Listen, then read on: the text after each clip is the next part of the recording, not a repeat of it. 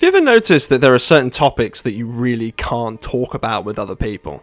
Of course, you got the classic ones like religion, money, politics, sex is a big one. Can't really talk about sex around the dinner table. But for a strange reason, I think evolution is one of them. And I have absolutely no idea why that may be. And of course, you got the classic example of trying to, quote-unquote, convert, dodgy language, a religious person to believe in the theory of evolution. Like, we know trying to get religious, like super fundamentalist religious people to accept the precepts of science has been a battle that's gone on for like 500 years. 1,000 years, you could actually say. So that's nothing new. But I'm talking more about flipping the tables here towards academics. Because if you question, this is my experience anyway, and I'm sure it's a lot of other people's experience too.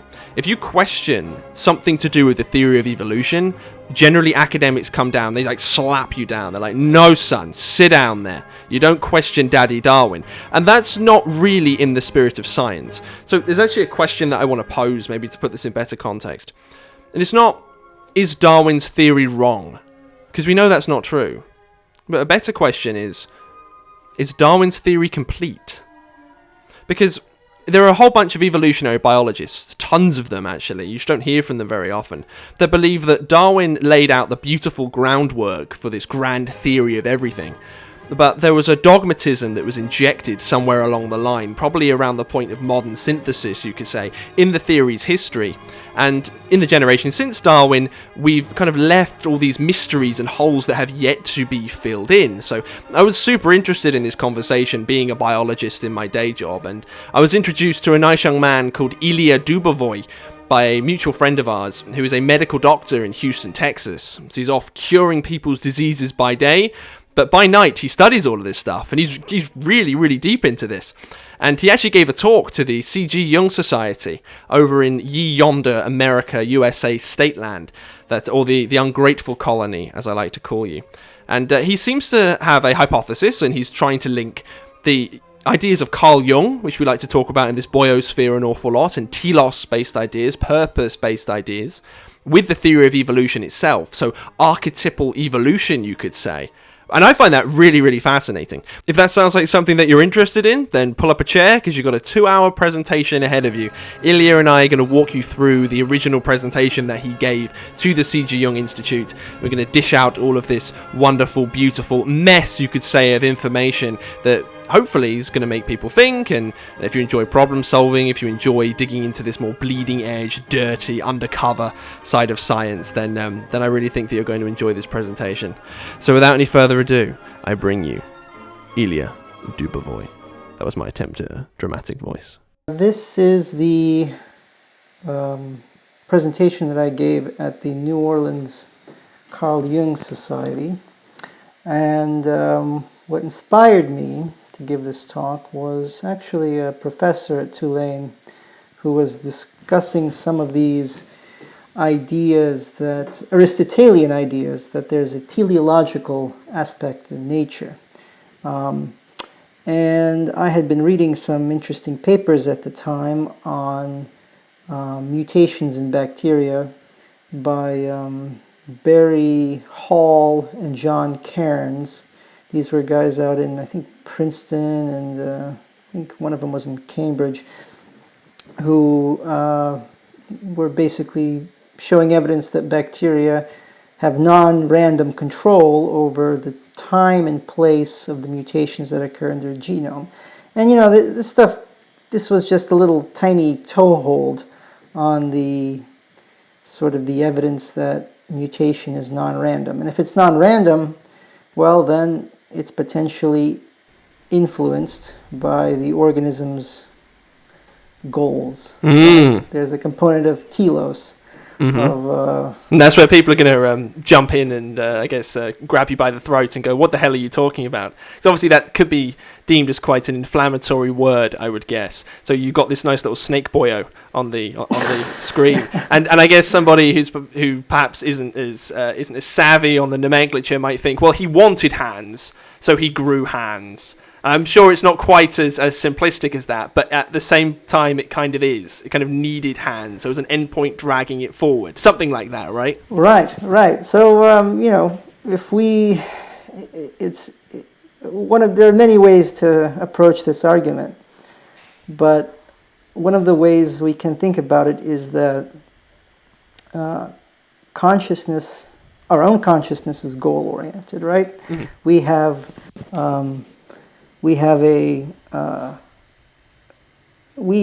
everything that we do,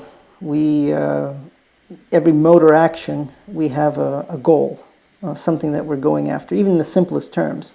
So to take a sip of water, to lift up a pen, anything like that.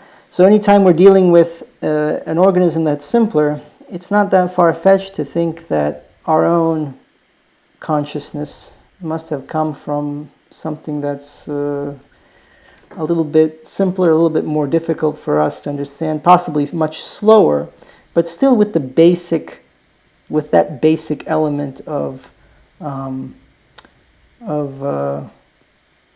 goal-orientedness, right? Heidegger talks about this in his idea of readiness to hand, that when we have these desires, right? Even an animal that has very primitive desire, thirst, hunger, these basic hypothalamic drives, the world becomes a series of things that offer us, to a lesser or greater extent, either facilitate or to block us in this path towards this drive.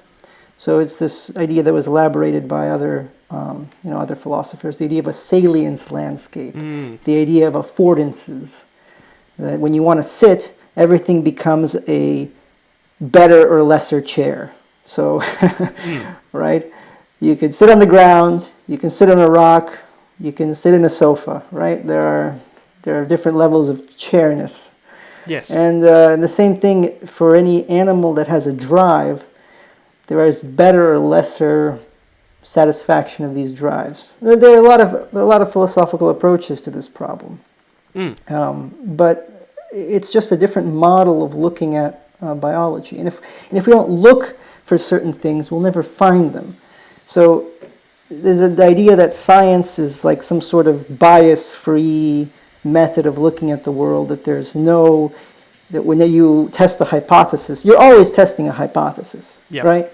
There's no way to look at pure data and extract from it the only truth that exists, because there is, it's a postmodern idea, but it's accurate that the models of science are there are different models that can be extracted from the data, and that there are different ways of imposing models on the data. So this was Quine's idea to an extent, that when one thing changes in the facts, the whole model, the whole scientific worldview has to be modified. And in biology, we've been stuck with paradigms that are decades old. So things that are really just plain out of date.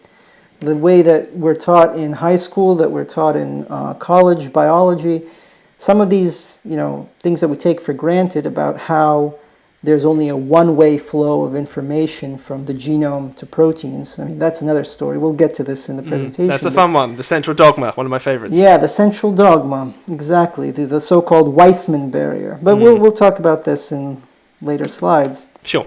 But these are things that are they're basically disproved, to a greater or lesser degree. But the implications of that are pretty profound, and no one wants to dig deeper, because then you'd have to invalidate bigger and bigger chunks of the model. Yes. And too much effort. Yeah. So it makes sense to me. So I guess to sort of summarize, the main question going in is, there's an array of facts, and we've been looking at these facts for a long period of time and deducing a conclusion.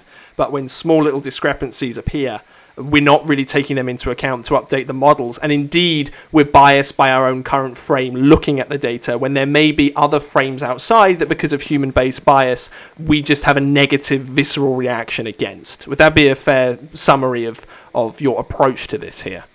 Yeah. That's fair. I mean, it's a problem with a lot of science, and it's not unique to any domain of human knowledge, right? True. Sure. Should we crack into this? So let's go on ahead. So again, the context of this presentation was a group of the Jung Society meeting. So it was I tried to start out with something that would be a little bit more relevant for them, and in this case, it was the idea of the Jungian archetype, right? My favorite. So these are, there are many ways to describe them, but in ways there are a sort of a Hegelian form. They're a form without content. They are a matrix of sorts, right, that exists outside of the individual and particular bits of information that make them up. They're the sort of the structure into which our experience flows. And these are models or patterns of behavior. There's a lot of ways that Jung described them, but these sort of distinctions like male and female, self and other, these sort of form the basis of these categories, which are biological fundamentally. So Jung talks about all the time about how these archetypes are analogous to instincts, or they go beyond instincts. They're the sort of thing that instincts are based on, or that instincts even seek to preserve. Right? Yes. They're the things that drive the instincts. And so if you think about it like that, they have to emerge out of some sort of deep biological substrate. They have to be there in the mammals, right? In the reptiles, maybe even in the single-celled organisms. That's an interesting question. How deep do the archetypes go? Because of course there is. It comes with a question. Whereas the archetypes would have to be stored somewhere, and then the further back in phylogenetic history you go, you don't really have as complicated brains. It was like whereabouts would they be stored? Unless you want to go down the route which is psyche is separate from matter, but there's probably too much of a right. frame shift. This is exactly This is exactly what Jung talked about when he was discussing a lot of these with Wolfgang Pauli, because he believed that fundamentally it goes down all the way to the level of subatomic particles. Yes. It goes actually that deep, that these are patterns of behavior, these are rules by which even matter follows. So these are like elaborated descriptions of physical and quantum mechanical laws that are elaborated into a sort of a social level. Yes. Yes, that was talked about in when I did the Ion series. When I got to that final chapter, it absolutely blew my mind. Where essentially he brought up everything that possibly exists, you can actually stack into the same thing. Abstracted world, human being, and matter. Because we are just an abstracted version of matter, but we are still matter. Right. So it does make perfect sense that at the simplest level, archetypes would indeed be stored in electron shells and other kind of stuff. But then you enter into a territory where I don't know how you would even begin to measure that stuff. Yeah, the testability is difficult. But the one way you can also think about it is that these things are emergent properties from our deepest substructures. So in the same way that we are made up of cells, right? Like we're made of organ systems and cells and tissues. Similarly, you can think that these archetypes, or these are actually emergent properties at the social level, for when you have groups of humans interacting. So like the collective unconscious emerges when you have, a species, and these certain conscious patterns are patterns that emerge out of this network effect of these organisms. In the same way that the whole organism emerges as a network effect of these various tissues and cells and multiple cells interacting. In that, for example, popular model for this is like the slime mold. They live as separate amoebae. Then when they get stressed, when they get hungry, when there's not enough food, they clump together into this slug, this tiny like millimeter long slime mold that crawls around, that has different amoebae doing different functions in it. Some of them sacrifice themselves for the greater good of this slug, this whole organism, that then blooms the stalk, sends out spores, and spreads itself. Whereas before they were just individual amoeba that were just running around in the environment. And I think in a similar way you can think of these properties of consciousness as high-level network effects, then feed back down and influence the lower levels of the network. Yep. So that you cannot consider the lower level properties, the more simple properties, or should I say, you cannot consider the behavior of like an individual amoeba without realizing that this thing will happen later, and then it's going to therefore have some sort of significant impact on its behavior and its interactions and all this. So you have to, in order to understand the system, you have to understand its future properties. It's the idea, and so this is the theory of, not theory, the concept of downward causation, right? That you have some sort of higher level phenomenon that's influencing the very, very, and constraining the behavior of the very, very lowest level of the system, its most fundamental aspects, even its molecular chemical structure. Very cool. Very, very cool indeed. So we can track this through, and Jung was definitely obsessed with this idea of that this was something very fundamental. He tried to talk about it in biological terms. He even got down to the physical terms, and we see this in a lot of Gnostic, right, sort of sayings and ideas that, as above, so below. And interesting. You think they could have been tapping into something like that? Well, yeah, I mean, that there is a fractal self-similarity between these phenomena, right? So life at a high level is not unlike life at the very protoplasmic level, or at least that's possibly what this idea would suggest, what this theory would suggest. Certainly, we see that in a lot of the symbolism that comes out of Gnostic ideas and Jung's ideas. This idea that life is self-similar.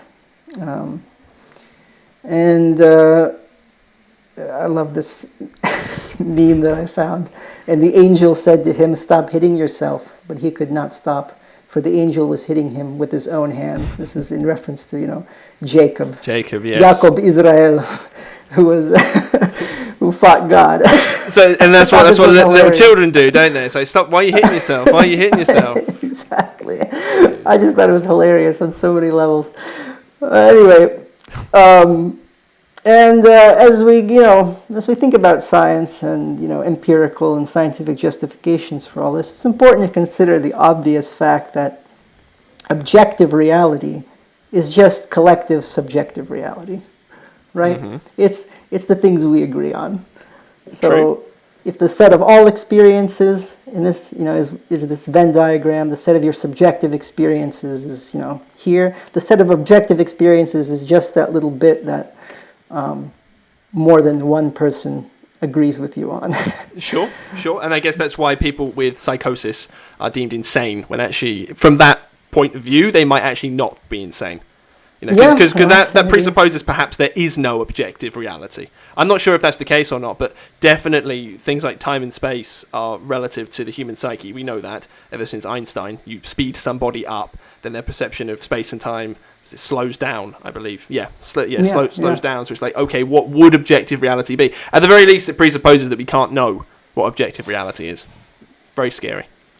Yeah. This is all very interesting ideas. So we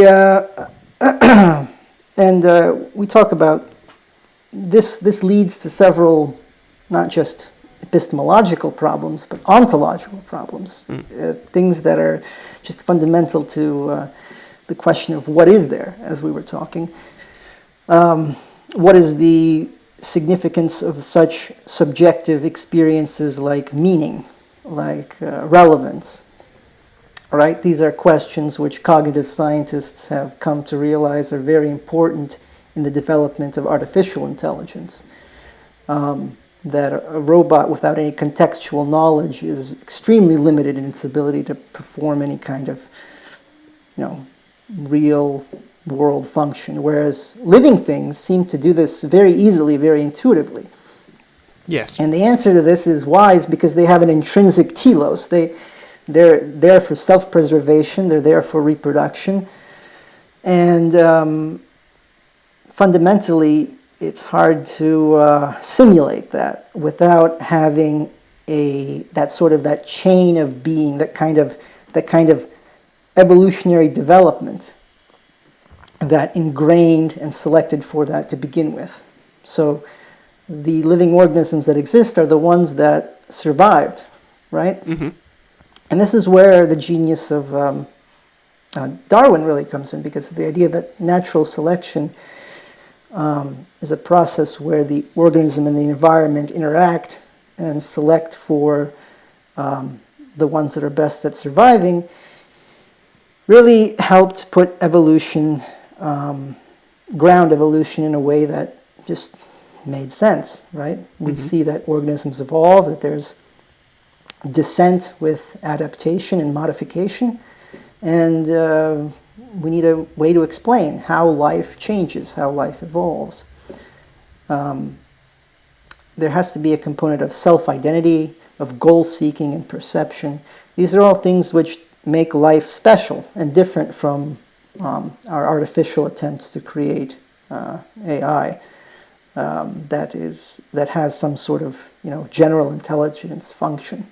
I think we're a long way off from that, and I think people who claim that, people have been optimistically claiming that we'll be able to understand how consciousness and life works for a while now, and I'm just pessimistic about, or maybe optimistic rather, that they can't do it.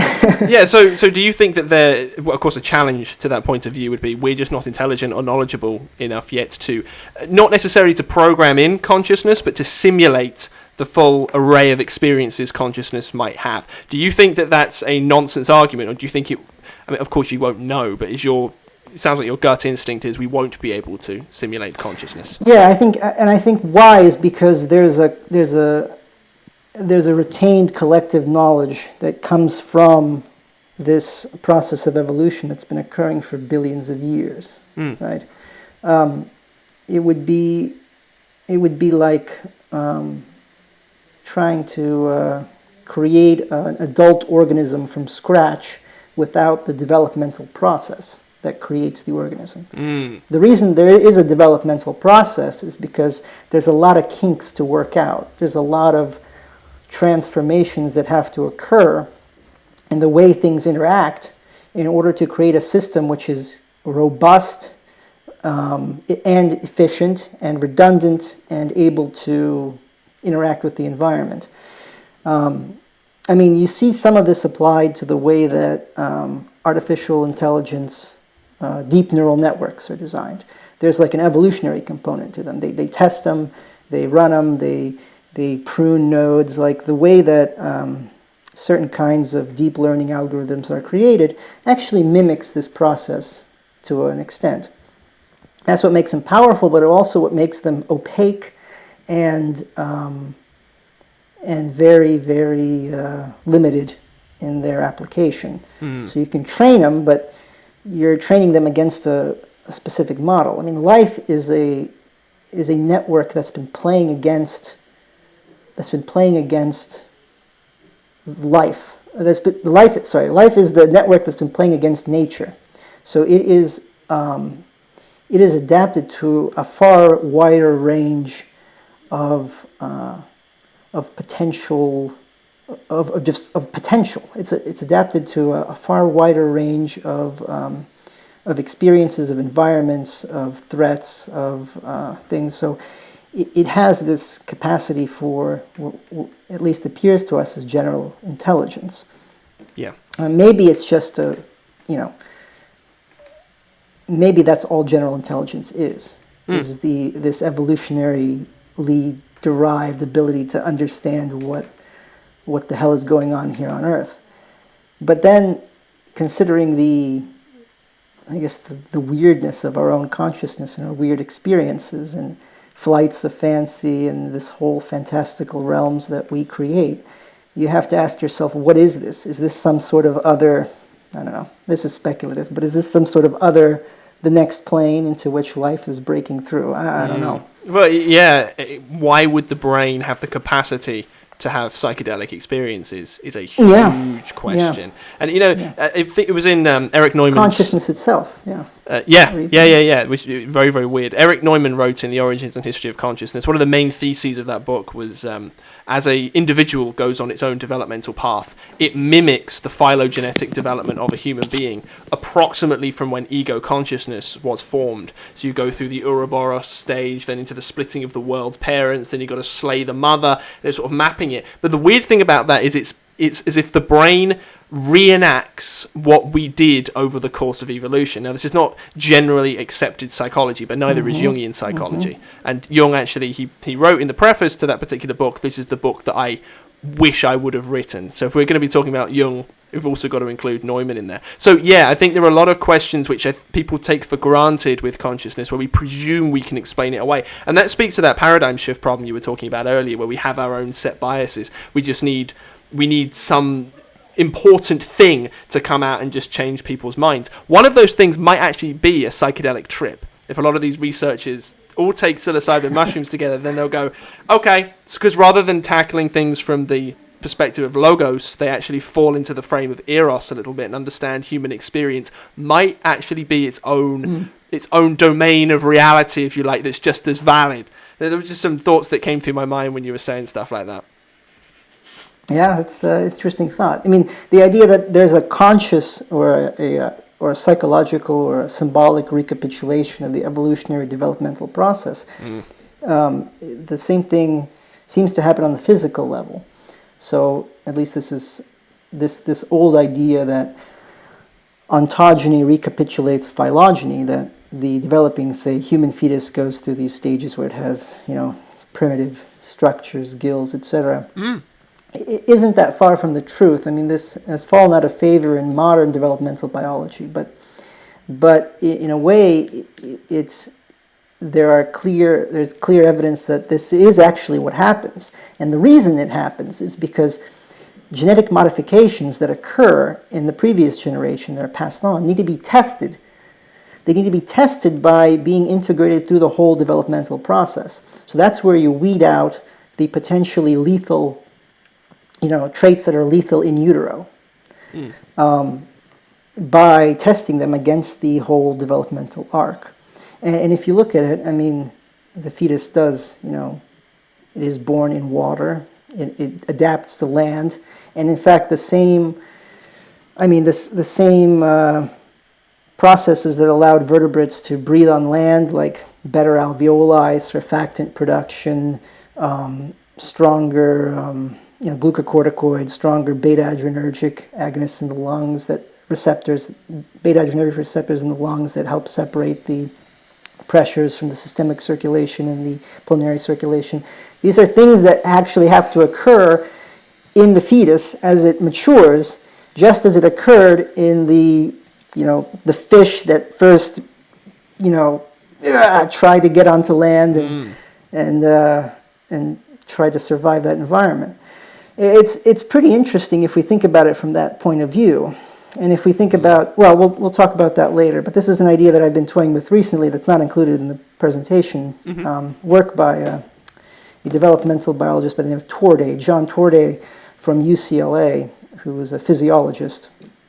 Anyway, we'll get to that. Okay. But let's talk about some of the other ideas. So, yeah, you were mentioning this idea that there's got to be some sort of, if evolution, right, is a developmental process, and we can look back and see where we were, and if there's a true teleological process at work, then we should be going forward to something else, right? Yes. There's a potential of a predictive value in all this. So what is the point of science at all, if not explanatory and predictive power, right? So if the theory of evolution is to be a true scientific theory, it will require not only to be a good explanation for everything that we see, but it should have some predictive power, right? That is the that is the deal, the Faustian deal of science that the modern West has bought itself into. If we're going to be like God, then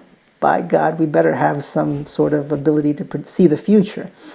That's a really, really scary thought, because that does worry me. Like, a lot of science is pointless, I have to say, or it's not done with a proper aim in mind. It's done with this is a useful piece of research, we think, maybe, like, to add to the pool of the collective research, so that hopefully we can all put it all together and create something new. That's an interesting point, though. I've not thought about that before. You've got to have almost a mathematical predictive capacity for it to be worth its salt. That's almost like yeah, I like that idea.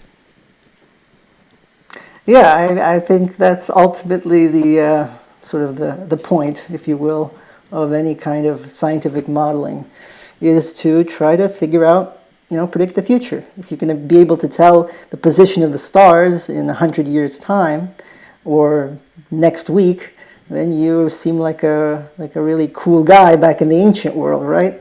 So why not say the same thing about any other of these natural processes that surround us? So you can skip right to the end of the presentation here. Tell us, where are we going? Where are we heading? So this one, yeah. So I don't know. The point is that we need to keep this in context. But I mean, if we look at Jung's work, and this is where something that the series on Aeon is something that you've talked about. That is a potential view, right? If you understand these psychological developmental processes, you can potentially track and at least predict their development. I mean, Nietzsche was a smart guy. He made a lot of interesting socio-political predictions in his time, which came to light. Yep. I mean, there were many thinkers. Which what's his name? The guy who he was actually a critic of Gnostic thought, but he actually predicted the fall of the Soviet Union on the basis that it was a Gnostic heresy. In fact, Nazism and communism were any kind of utopian fantasies were in essence some sort of an attempt to immanentize the eschaton, to bring about this heaven on earth, which would be doomed to fail. I mean, and he said, well, this is gonna fail. And back in the 60s and 70s, when everyone thought, well, we have to now live with this, Western and communist world forever. So there are predictions you can make on, sociological, political, historical grounds. But what interests us, I think, is sort of human consciousness in biology. Desjardins, Thierry Desjardins, is one example of a thinker who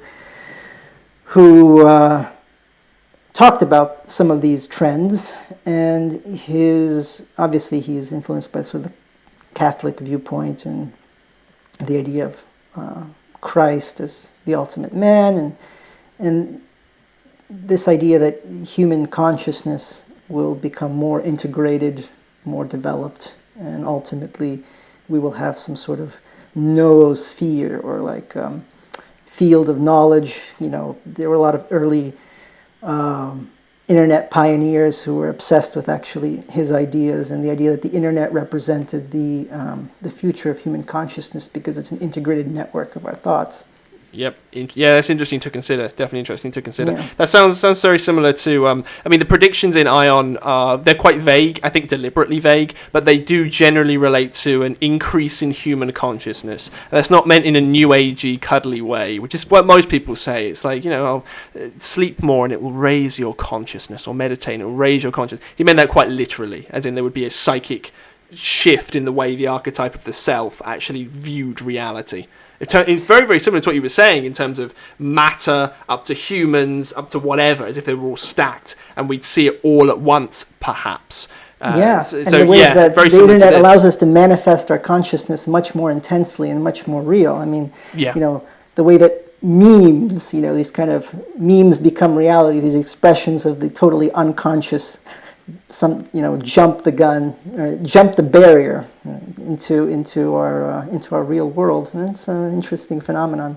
Oh yeah. Anyway, so this is where we're at, and how do we tie biology into this? Well, We have to talk a little bit about the models of biology that exist, sort of what we have to deal with.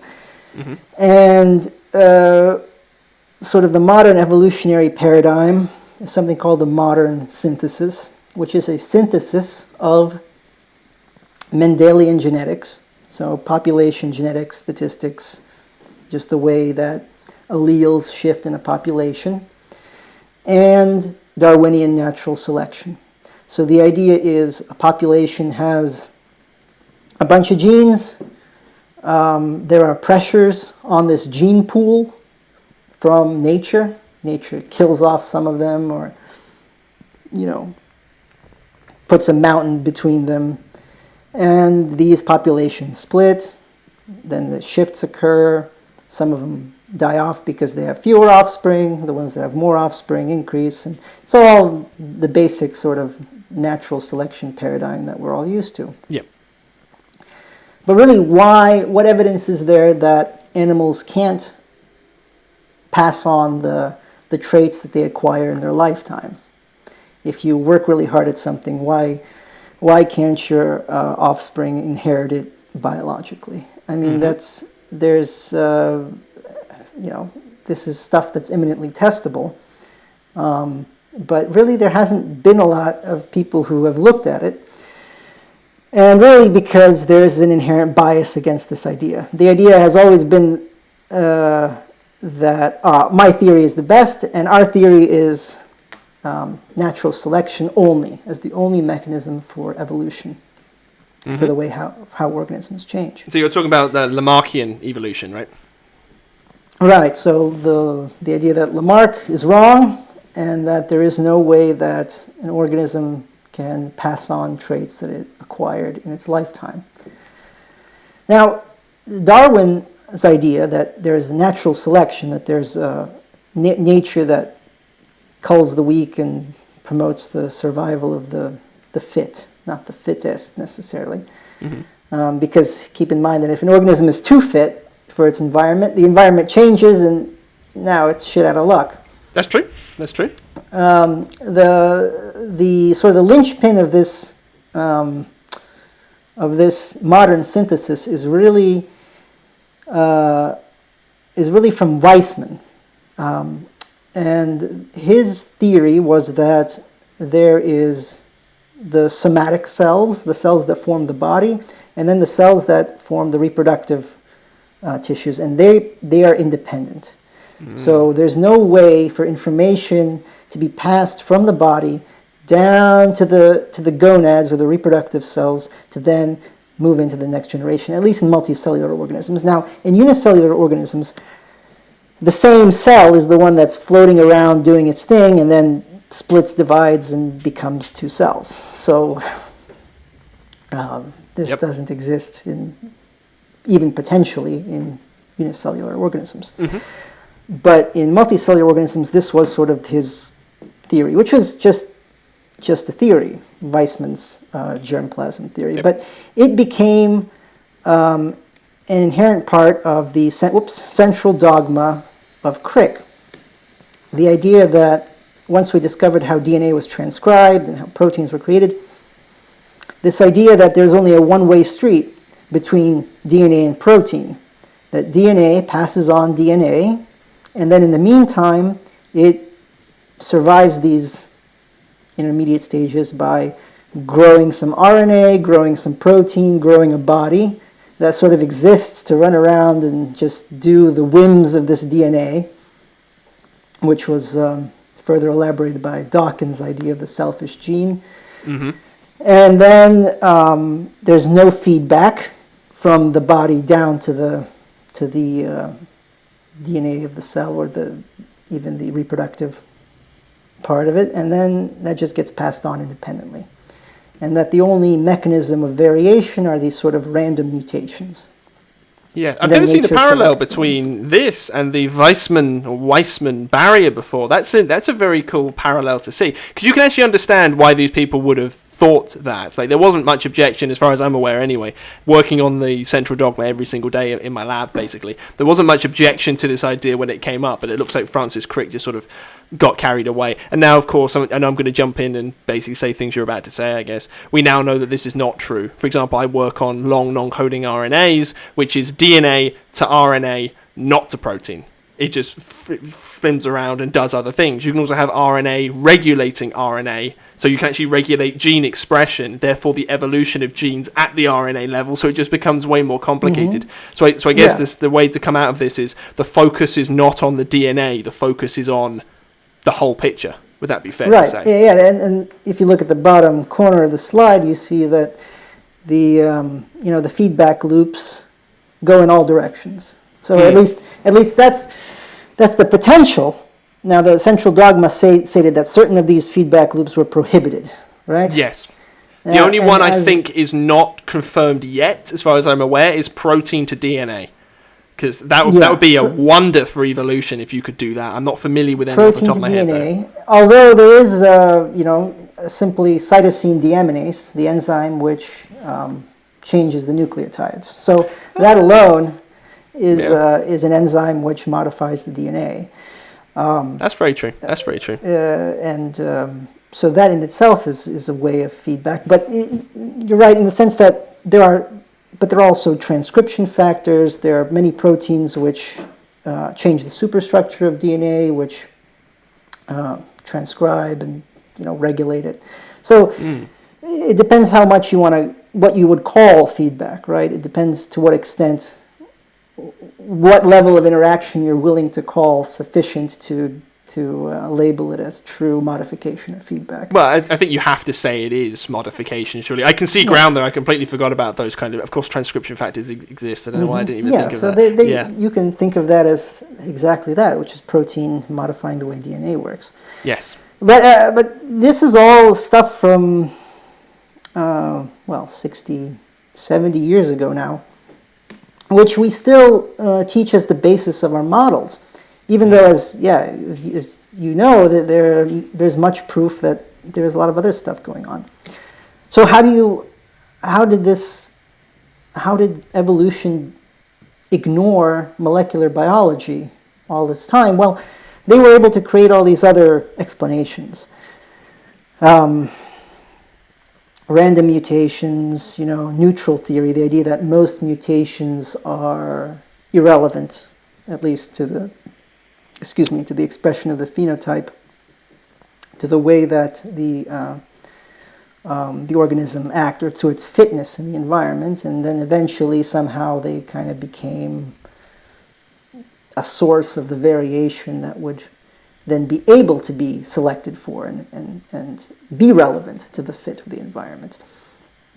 You have weird theories like punctuated equilibrium, that organisms don't change, and then suddenly they change a whole lot for no obvious reason sometimes, at least. And of course that was criticized because, we don't have very good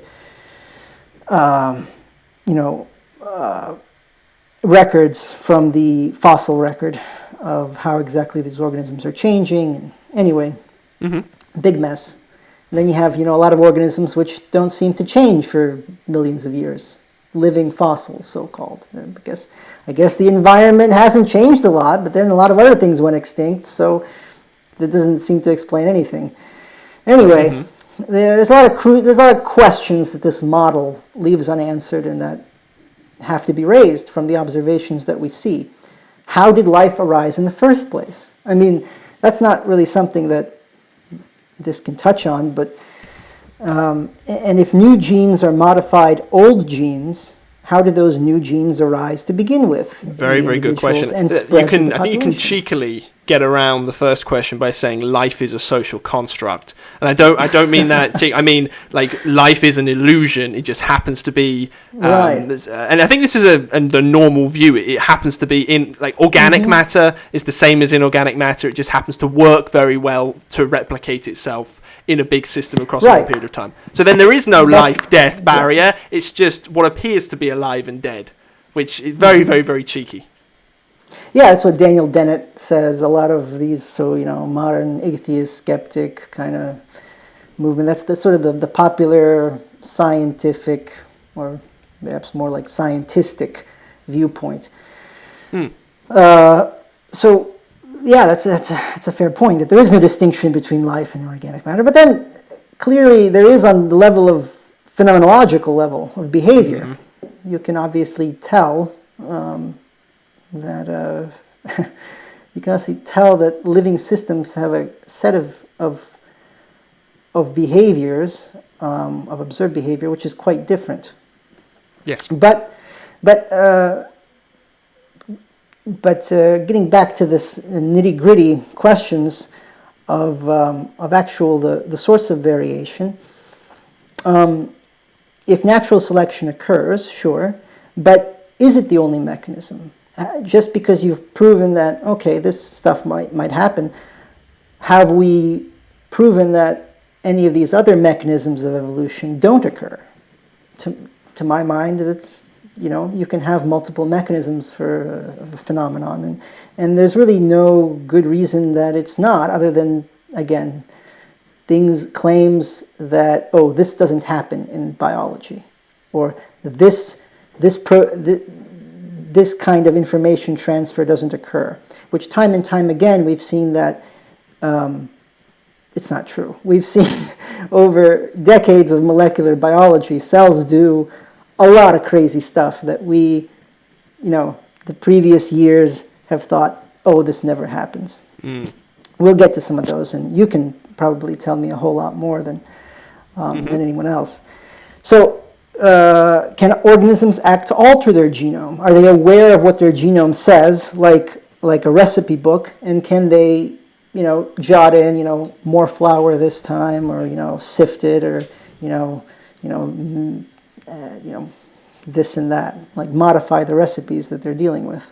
It would depend on what your sensing is. If you mean an intracellular consciousness, I think most people would say no. But if you have a systems biology approach, which is very new, about only in the last 10 years or so, we've started looking at it from a system point of view. The answer to that is yeah, basically. Yeah, there is. Yeah, they're networks. They're regulatory networks that they're feedback loops, all kinds of feedback loops, which allow the organism to say, well, this isn't working. We're going to try some of this, shift things around.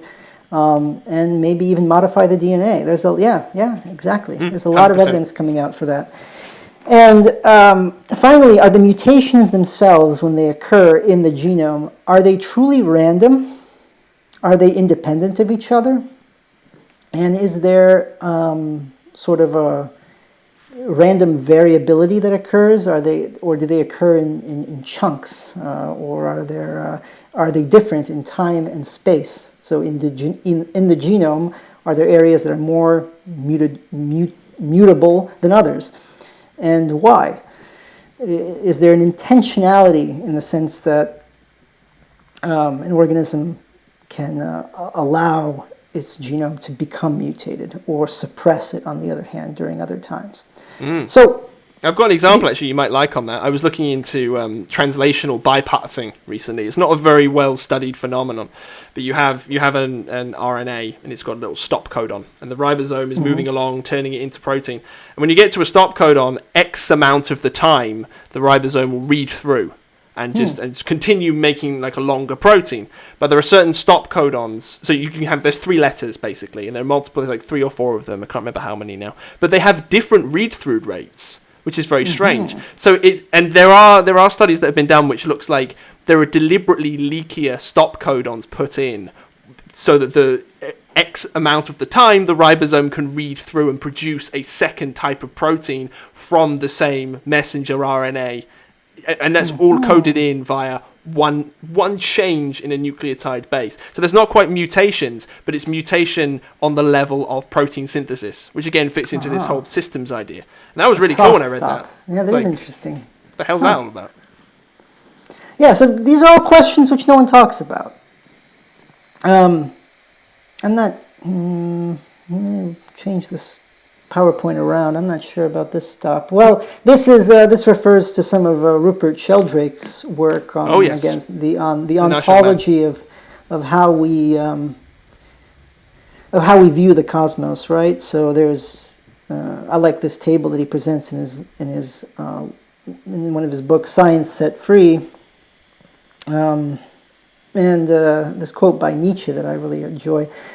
Gone, alas, is his faith in his dignity, uniqueness, irreplaceableness in the rank ordering of beings. He has become animal, literally, unqualifiedly, and unreservedly an animal. Man who in his earlier faiths was almost God, child of God, man of God.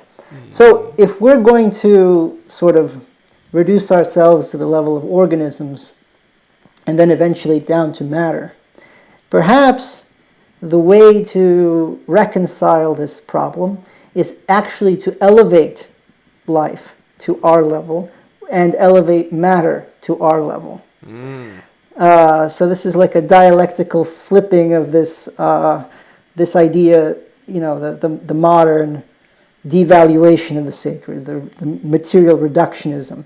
So instead of reducing man to matter, you elevate matter to man. And then eventually God somewhere in the picture out there. We can talk about resurrecting God another day. But that's a long-term project. I think that at least the way I view this project, this idea of looking into why the genome or single-celled life might have this sort of consciousness of its own or intentionality, is to do that, to show that consciousness is something that permeates life down to the lowest level, and it's not just an epiphenomenon of the human being. So that's the purpose of this slide. Very cool. Very anti-nihilistic as well. I think Nietzsche would be proud of you. Yes. There's much to be said for reclaiming this, what he wanted to reclaim, at least tried. Yes. So we can talk a little bit about some of the work on bacteria. I think I cut out most of the bits about from the work of Cairns and Hall about directed mutation. So or mutation in bacterial colonies, where the bacteria can control the time and place of the mutations. So it basically, when it's stressed, a colony of bacteria is under stress, say because it's running out of food, it'll stop growing. These bacteria will no longer divide. But what they'll do is some of them, not all of them in fact, some of them will basically allow their DNA to become damaged and hypermutable. And it seems that there's a potential aspect that they only allow certain parts of their DNA to do that, because they at least are able to differentiate somewhat between like critical parts for survival and parts that maybe may contain the solution to their problem. And they will only do it again when they're stressed. So this stressed mutation in bacteria is actually extremely common. Pretty much all bacteria do this to a lesser or greater extent. And it's been studied extensively, and it's clearly non-random in time. They do it when they're stressed, and non-random in place in their genome. And basically they'll have these, when they're stressed, they'll have, if you grow a colony that's like very limited, it'll have like a little dot that'll barely grow, stop growing. And then suddenly some of these bacteria will find the solution, and they'll break out, and they'll have this breakout sector. Well, they'll start spreading across the agar plate because their clonal offspring are the ones that have found the solution to the problem by modifying their genome. So this demonstrates, even if they're not actively changing their genes, even if they're allowing, double-strand breaks to occur and not repairing them actively, doing all this other things, it shows at least the ability to control the mutations in time and space, and that is a degree of intentionality, most definitely. Yes. Ben Jacob, the late Eshel Ben Jacob, Israeli physicist who basically retired to work in biology, did a lot of very cool stuff on the sort of self-engineering and problem-solving capacity of bacterial colonies. And his point was that we study bacteria under ideal circumstances, growing them on easy mediums or in solution where they're not being challenged. So they just grow. They multiply, they grow, and they behave in very boring ways. If you put them through an obstacle course, just like you would potentially in the wild, they begin exhibiting like all kinds of novel behaviors. They will basically form very complex colonies with like morphogenic subtypes. Different, even identical species will behave like in slightly different ways in order to together form like a more complex network. Some of them will begin secreting certain like lubricants to move. Others will become like more digestive secretors. They communicate. They do a lot of, and this is relevant in a lot of medical contexts because of the phenomenon of biofilms and quorum sensing. So bacteria that communicate and organize to form more dangerous colonies than the individual bacteria themselves. There's even ample evidence for communication between different species of bacteria and between bacteria and larger organisms. So, in fact, this is well known. Certain strains of streptococci will actually have a sensor for epinephrine. So when an organism is stressed, the adrenaline comes out, the streptococcus senses that, and takes that as an opportunity to become more virulent. So virulence sensing. Yeah, because they know that at that point the immunity is suppressed and they have an opportunity to attack.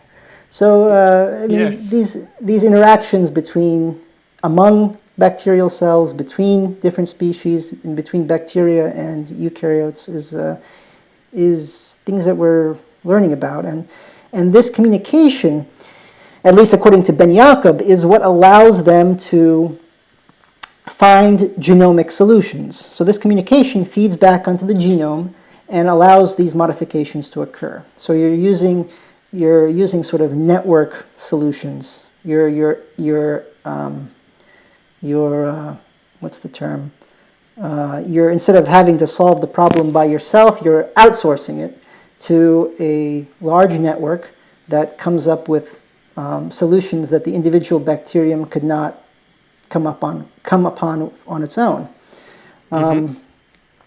So it's an interesting mechanism. That is an interesting mechanism. Of course, that mechanism falls apart for human beings as we don't form a big colony, unless, and of course, and then I can go into things like the old collective unconscious idea, and perhaps things could be passed between people. I won't do that. It says too woo-woo for today's presentation. We'll remain sane. I will say there's don't we? It's interesting to consider that organisms also want to mutate, which is very strange, and like the directed mutations at the genome level again also happens on the protein level too. There's a good paper from a few years ago, I think, protein mistranslation, friend or foe, I think it's called. And yeah, there's loads of different examples where things want things to sort of go wrong precisely for an adaptive purpose, and they'll wait for certain conditions to take place when they'll suddenly open that frame up and go, okay, mutate me please, which is very, very, very strange. Of course, when it comes down to a bacterium, you have lots of them, and they all, the selfish gene idea, they all share the same genome more or less, so you can kill off a whole swath of them. For one particular human being, or when it's not a unicellular organism, then we may have to start shifting the language around a little bit.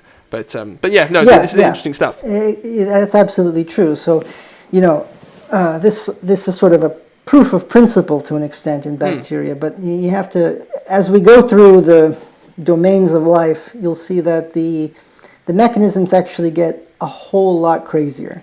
So this is something that Ben Jacob talks about in his research, the fact that this behavior shows real creativity. It shows evidence of a quote-unquote cooperative complex cybernetic system. and that this large multi-organism network is what allows them to modify the DNA, and that by doing this, they already exceed the computational capacity of a Turing machine. So Turing, he basically modeled the universal computer as an infinite tape with a set of algorithms for modifying the ones and zeros on that tape. That model, seemingly as simple as it is serves as a basis for all computational algorithms, as far as we know, except maybe quantum computers. But I don't understand how that works. But basically, all computer devices meet this very basic algorithmic model to an extent. Completely. But this model obviously is very simple. But the infinite tape is what makes it work. The organisms already exceed that because they're able to reprogram themselves, basically. This idea was very popular in biology, that we should take these really simple computer and AI modeling algorithms and apply them back to biology and say that, organisms work like this. Organisms, all life is basically a Turing machine. You can find these papers in biology, reputable biology journals from the 80s and early 90s. People were saying, this is a great model for how organisms function. And Ben Jacob goes in great detail in his work about why this is absurd, and why even a bacterium, a colony of bacteria, will go ahead and exceed this computation, because they show meaning and context to the information that they receive. They're able to modify themselves, and they behave in ways that the computer cannot behave in principle. So rather than praising one of our great geniuses, Alan Turing, we should instead be praising the humble bacterium. Is that what you're saying? Well, Turing was definitely a great genius, but his models should be applied to where they are most appropriate, okay. rather than biologists having theory envy and going for trying to dig something out from the harder sciences. What was that term? Physics envy. That was the yes. That's the term that they that's what they have. Yes. Oh man, a little Terminator. Oh, nice. Very good. Very good. I enjoyed that.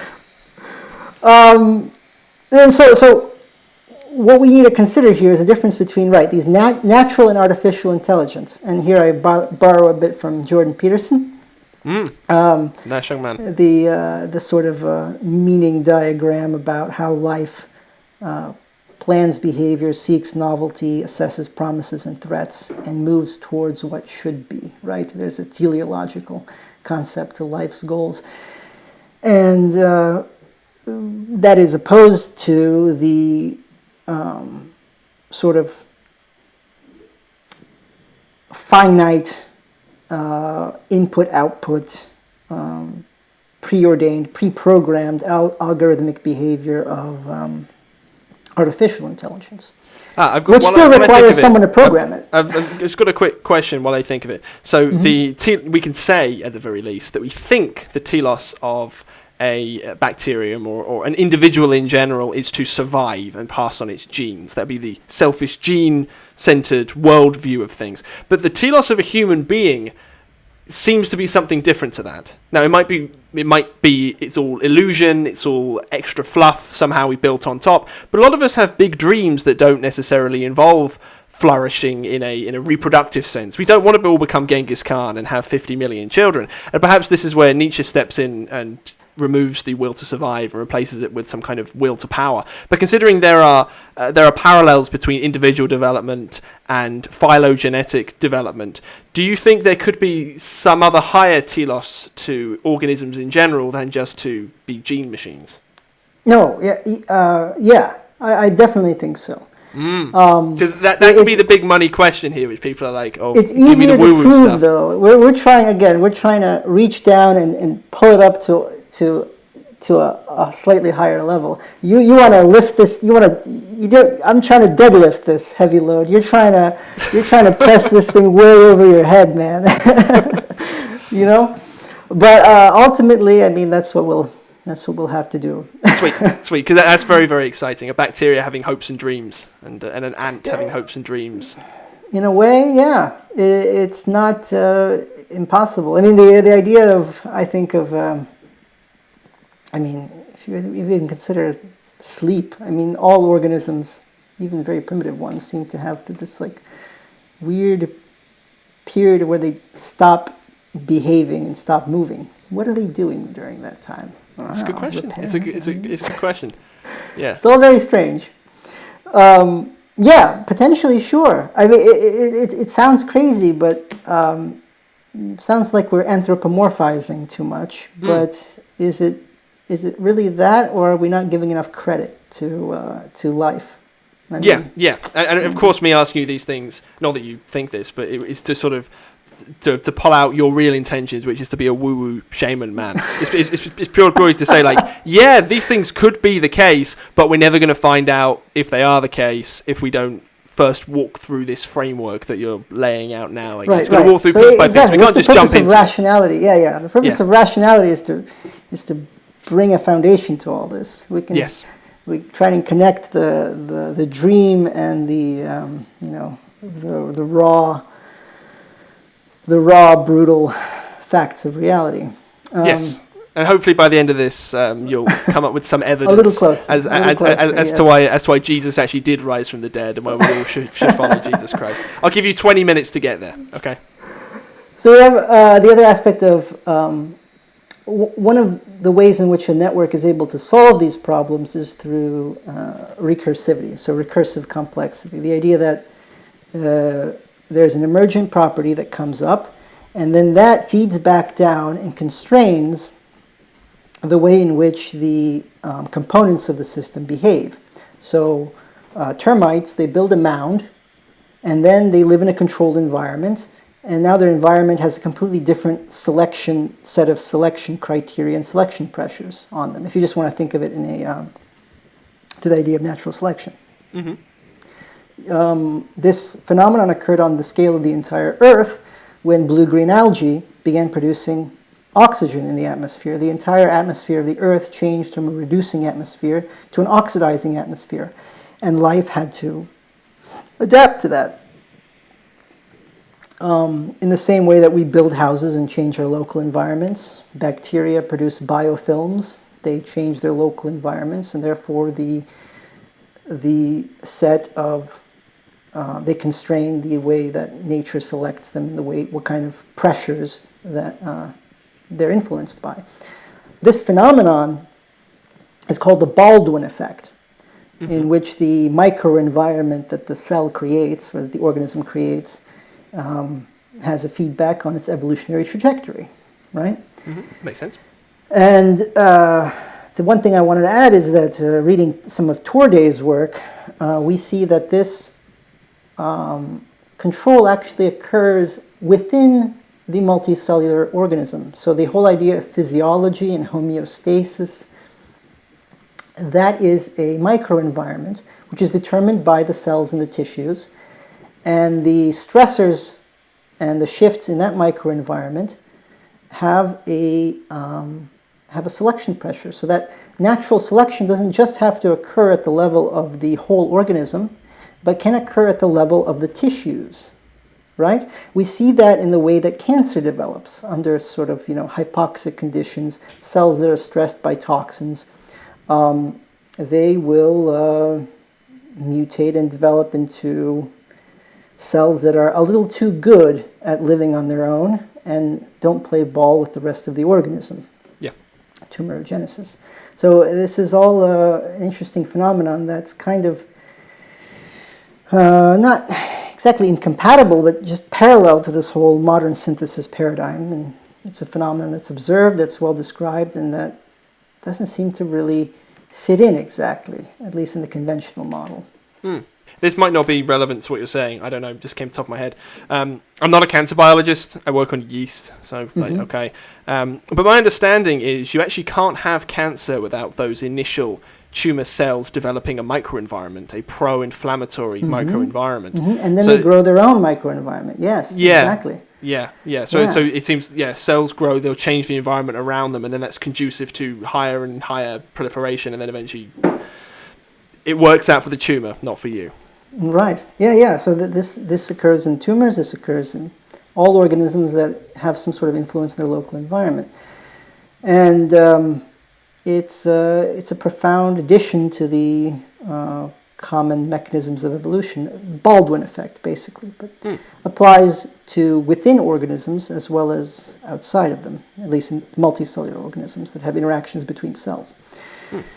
In fact, Torday's theory is that homeostasis in physiology is the basis of evolution, because the stressors that affect the whole organism modify its tissues, modify its cells, and then if there's an epigenetic mechanism to pass this on to the germ cells and in the next generation, right there you have a way, basically a physiological Lamarckism, where the stressors and the physiologic changes that occur in an organism are then passed on to its offspring.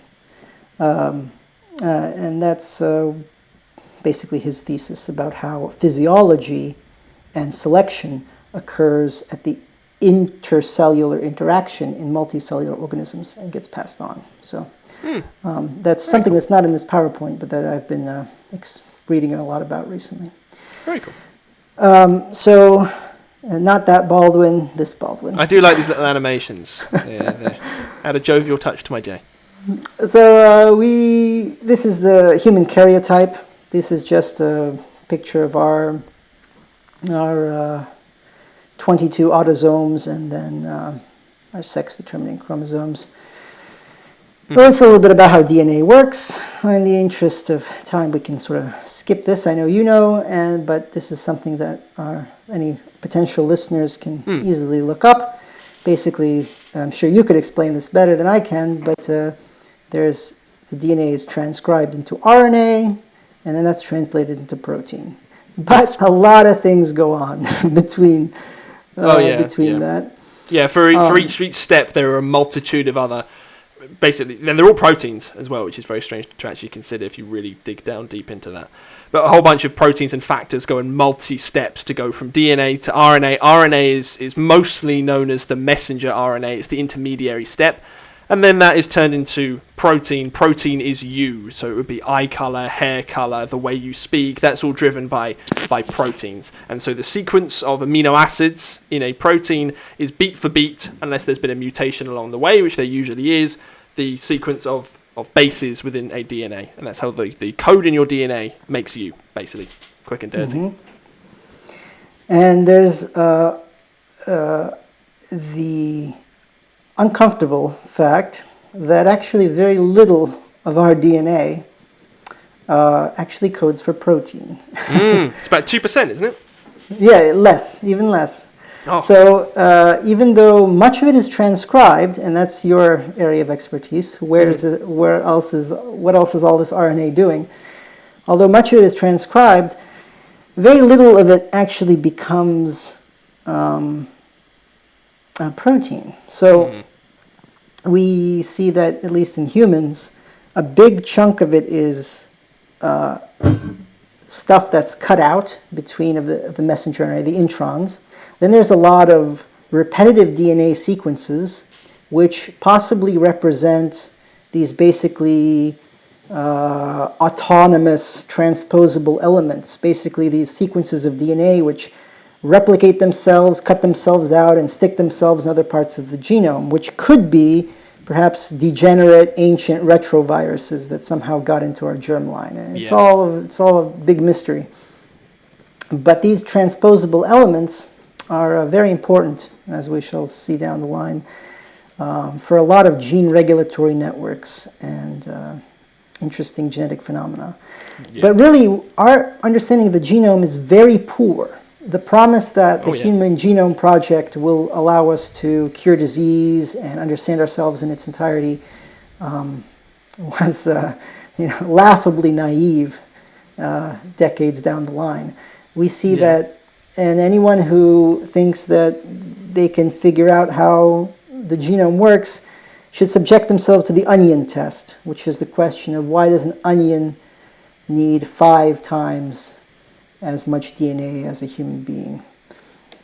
It's a very, very good question. The general trend, from my understanding, is that as you go along the phylogenetic tree, the more complicated the genome becomes. And we have no idea what the hell that might be. But that's not an increase necessarily in protein-coding genes. It's an increase in these either non-coding RNAs or just introns, which turn out to be junk. And, we've known about this junk DNA for a long, long time. What's it, 2019 now? It's probably 20 years properly we've been aware of this stuff. And we're only starting to understand that it's doing something, normally epigenetically based. But when you take case studies of, say, individual RNAs from one particular gene, we can figure out what they do. We know where they localize, for example. As a mass of all of this stuff, we have no idea what this stuff is doing at all. Yeah. They use the term junk DNA, but I prefer the term incompetent and unimaginative scientists. Hey, shots fired. No, I happen to agree with you. I mean, the idea of junk is just complete and utter nonsense. Because we don't presume, some things you can presume as a null hypothesis is certainly noise. But on this scale, to say that the genome is carrying around this much information, that's all just noise. I don't think you have to apply the null hypothesis model to that. I think you can put on a more inquisitive eye and go, maybe it's not. Maybe we just don't understand. Yeah. I mean, you see other organisms, the marbled lungfish with a genome that's 40 times the size of a human's. You have these amoeba, which have chromosomes which are hundreds of times the size of humans. There's a lot of unanswered questions into how things work. And the structural variability between animals is just amazing. I mean, sex determination, we think of sex determination in humans as having males have an X and a Y, women have an XX. In other animals, it's completely different. There are insects who, if they have one set of chromosomes, they're a male. If they're diploid, they're female. In birds, they have Z-type systems. In monotremes and platypuses, they have multiple sex-determining chromosomes. It's all very bizarre.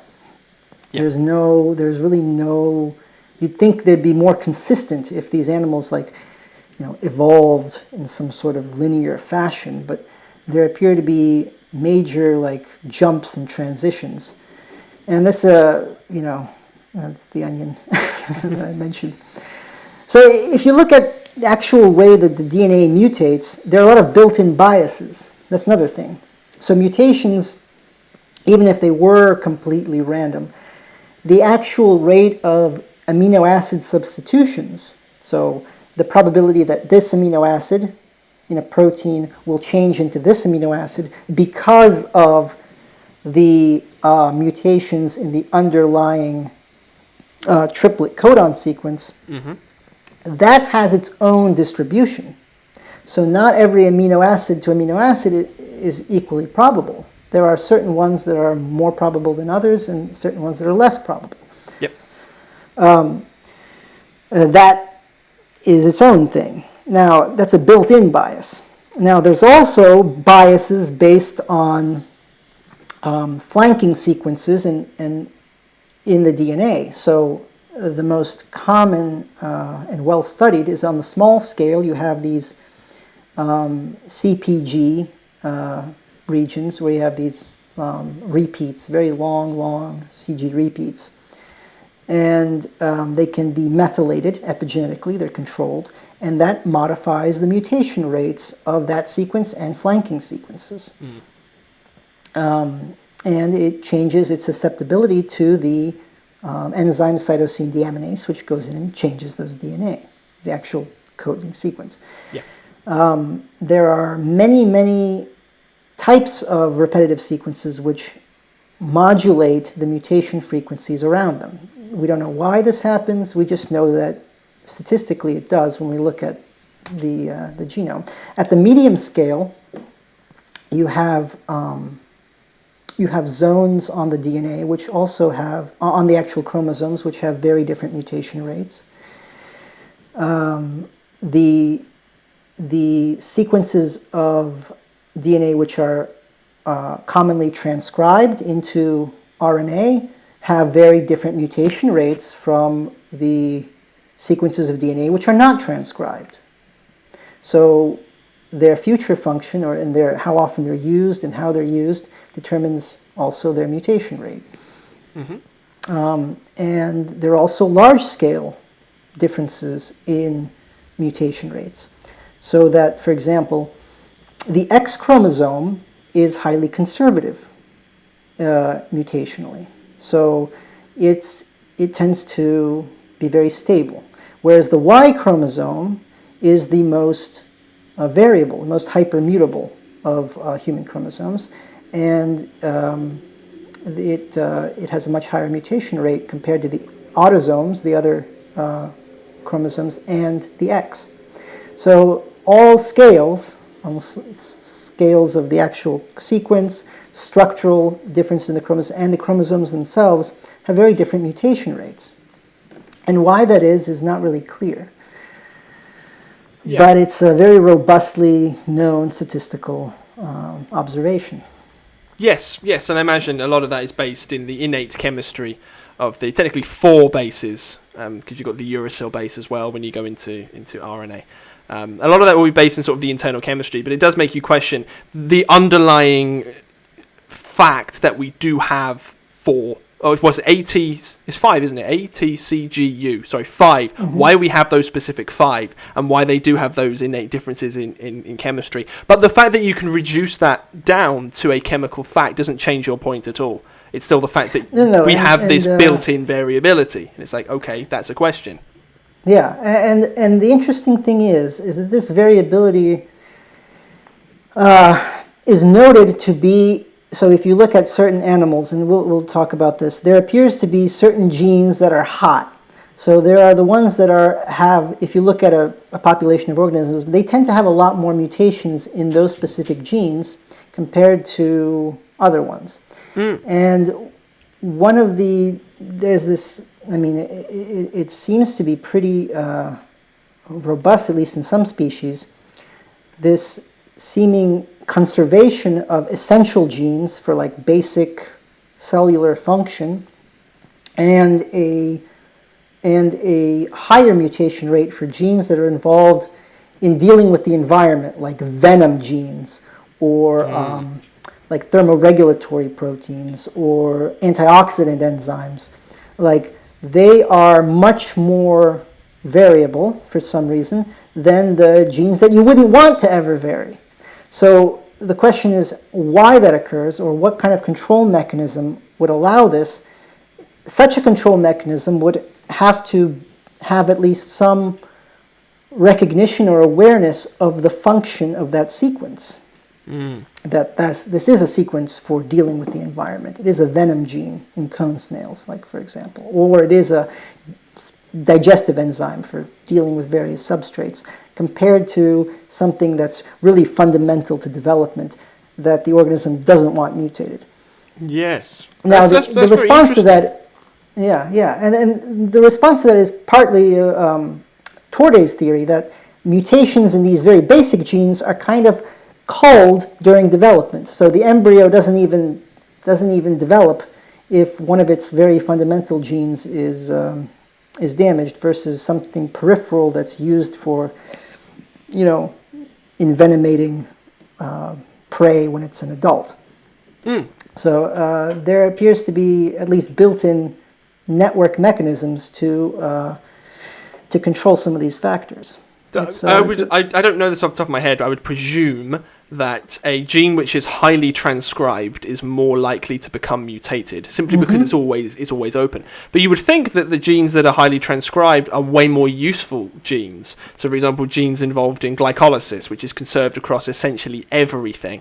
But But you wouldn't expect them to be mutated because they're essential for everything. If you start messing with that, then you're screwing yourself up. So that seems like almost like a mismatch between them. Unless it's not true that the more transcribed it is, the more mutated it is, but I would think that it would be. Yeah, that's probably the case, but there's also a difference between constitutively active and regulated transcription, right? True. So if something is constitutively active, that puts it at the highest risk of being subjected to damage during transcription.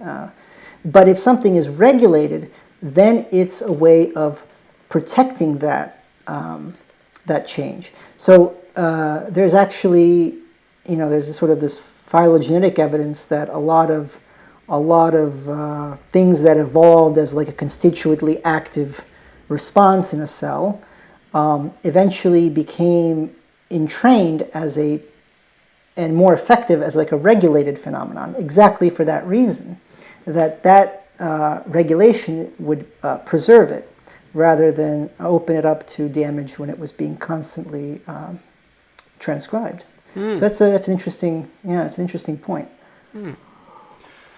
Okay, so we've been building up. We've got mutations by region. We've covered lots of stuff. Where are we heading now? So we got to talk about a little bit more back to the structure of the chromosome. You have to understand that, and you understand this, and you can explain this probably better, that the concept of a gene, that you're reading a little strand and then it translates into a protein eventually, doesn't actually make sense, because you can actually read things forward and backwards. You can read it here, read it there. You can read it in several places and include various parts and play with it like Tinker Toys and combine all kinds of crazy sequences to make novel proteins. Yes. And that's actually what we see. Yeah. So, like I was saying earlier, like a gene, if you really want to be crude with it, a gene is a social construct. And I would never defend that statement, but it kind of is a social construct because it's a discrete transcriptionally active unit of the chromosome. But that's not to say that we're made up of X number of genes. So I know yeast off the top of my head, 6,000 genes. That doesn't make any sense. It's made out of however many transcriptionally active units is required to keep it alive and a yeast. And that's not as elegant. But yeah, you're completely right. Every time you read across and turn something into RNA, you usually do it the other way too, which is very weird. And the translational bypassing thing, it was seen in bacteriophage lambda in the late 80s. This is so weird. What was it going to be? The ribosome, it moves along a sequence of this RNA, and then it skips 50 base pairs and continues going. Just continually. So it just skips this 50 base pair region. It's like, does that mean it's a gene? What about that middle section that's now been lost? What's that doing there? How is it doing it? Why is it doing it? I don't know. So yeah, what you're saying is correct. Yeah. Yeah, it's pretty wild. So there's a lot of, someone needs to defrag the genome, but then it probably wouldn't work yes. the way it does. Yeah, because we have no idea what all the other stuff is actually doing to the gene itself. Yeah. So the other thing that makes up a good maybe 2/3 of at least human DNA is are these mobile genetic elements, which were described first by Barbara McClintock. She won the Nobel Prize for it, and in her Nobel Prize speech, she predicted things which we really only understood 40 years later. The way that these sequences contribute to the adaptive capacity of the genome. So the cell's adaptive capacity is really in these sequences which are able to replicate themselves and then reinsert themselves in other places. We see whole regulatory networks, basically one signal which activates like a big cellular response that's able to do this because these mobile genetic elements, these transposons, have inserted themselves into various parts, and they're able to turn on all these genes at once. How this would occur randomly is pretty pretty ridiculous to imagine, because Yeah. if it were inserting itself randomly into the genome, it wouldn't it would just be a scrambled mess. In fact, we see that these transposons are actually more or less likely to insert themselves in by all kinds of special rules in various places. Some of them insert themselves like a friendly gene in areas that are not transcribed, or that areas that don't code for specific proteins. It's amazing that this fine detail of regulation is able to be accomplished. We don't know how, but we also note that when a cell is stressed, it de-represses these elements, so it allows them to become more active. Constitutively, a lot of them are repressed. So the cell doesn't want these to be active unless it's under stress, and it needs that variability to change itself somehow. Yeah. Interestingly, we see a higher degree of de-repression of these in certain tissues. And telomeres, the caps at the end of our chromosomes that are involved in aging, longevity, and all these theories, they're related to these transposable elements. The way that the mammalian immune system, the adaptive immune system modifies itself, the way B cells create antigens and modify their DNA in order to create new antigens, is also related to the function of these mobile genetic elements, these transposons. So the VDJ recombinase system that our B cells use, which, by the way, they modify their own DNA to create new antibodies. That's how the immune system works. So that's a fun fact. The way that our chromosomes are organized with like centromeres and areas where they cross over during sex, this is all also linked to these networks of mobile genetic elements, which actually help define certain functional areas of chromosome structure, like the centromere where they're tied together and areas where they recombine. So they're very important, and epigenetic imprinting is related to some of these areas. So they're important in a very important for macrostructures, very important for gene networks. Really, their function is very interesting. And pregnancy, placental development, there's all these bizarre functions that they do, which we don't really understand. And I don't have that picture, I guess. But actually, there appears to be a relationship between the number of these mobile genetic elements and phylogenetic complexity. So in the way you say that the more complex the organism, the more it has these weird extra functions in the genome. And actually, you know what mammal has the most of these? The possum. The possum? The possum. Okay. So if you're wondering why possums are so weird, it's maybe it's that.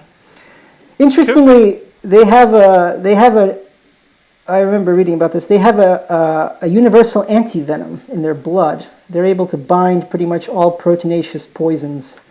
They're immune to all snake bites and like mushrooms and stuff. That's incredibly it's really strange. Bizarre.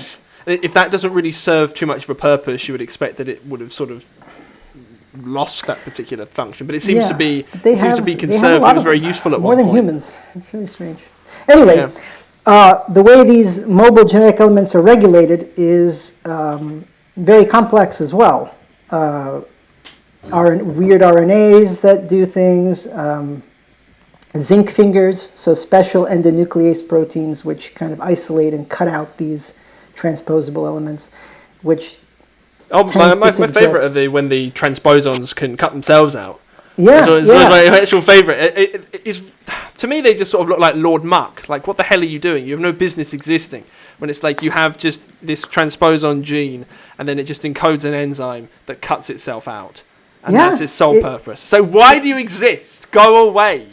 The theory of their origins as viruses is based on a lot of this, but clearly a lot of them are essential for a lot of very important cellular structures and tissues in our body. The other thing is that they have different expression in different tissues. So there are areas of the brain, like the hippocampus, and some and in the testes, incidentally, in humans, which have a lot of extra transposable element expression. They're very active. The theory is that these are tissues which are at the cutting edge of evolutionary pressure, and that therefore need the most variability. The brain, obviously, pretty advanced tissue, probably does, and it's not really clear what they serve, what role they serve, but what this means is that the cells in our body aren't the same DNA. They actually have significant modifications at the level of the genome. This is definitely true in the testes, where actually we see that a lot of DNA is transcribed. A lot of DNA is transcribed which doesn't code for proteins. A lot of DNA is transcribed which has these, provides these RNAs whose function we don't know, which you're studying. And this occurs a lot in the mammalian testes, and we're not sure why. I speculate that this is where the encoding of the information from the body occurs for the next generation. Women are the conservative sex, the ones, they have the X chromosome, that's more conservative. The Y chromosome is the crazy one. They're we're the men, we're expendable. We're at the extremes of the genetic distribution. We're either going to be retarded or geniuses. Nature is taking its chances. It's creating more variability in the man. It gives off throwing out some crazy sperm. Some of them are going to make it, some of them not. And that's where a lot of this information transfer from the soma to the germplasm is occurring. At least that's, putting a lot of disparate stuff together. Yeah, that's one possibility. A lot to consider with that as well, because that would, at least at first glance, throw away the RK selection idea in humans. I've actually never seen people talk about RNK selection in humans. I've never seen that been demonstrated definitively. I've always thought it was more like a social metaphor for people's political views. Could be, and there may be some element to that. But if there is an innate level of experimentation, if you were case selected in that case, you would expect there to be very little experimentation. Very, just enough so that your offspring would have a little bit of variability to them, but not so that some of them are going to be incredibly, insane, weird individuals. So if that's the case, it would have to be very tightly regulated information change. So I have no idea what's going on there. That's very weird. Anyway, these are all some of the consequences of such a theory. Oh, there's the chart. There's the chart with the various animals. Basically, it's the long tandem repeats, basically the amount of transposable elements that they have and the number of zinc fingers. So it correlates because the cell has to regulate them. The more they have, the more zinc fingers it needs to control these autonomous, self-splicing things. And that one on the far end, that's the possum right there. Anyway, weird. Yeah, it takes the lion's share. Very weird. So the other question is, if natural selection has to work on a pool of established alleles, where do the novel alleles come from? So we have to rely on molecular biology to answer that question. The modern evolutionary synthesis really provides no answer because it excludes molecular biology entirely. But we can consider several mechanisms by how novel genes form, and again, this brain and balls hypothesis that the evolutionary novel and tissues, the ones that are under selection pressure, are the ones that are going to have the most new genes, and that's actually what we see in humans. So most of the changes that we observe from chimpanzees to humans involve actually repetitive sequences and proteins in the brain. It's pretty weird.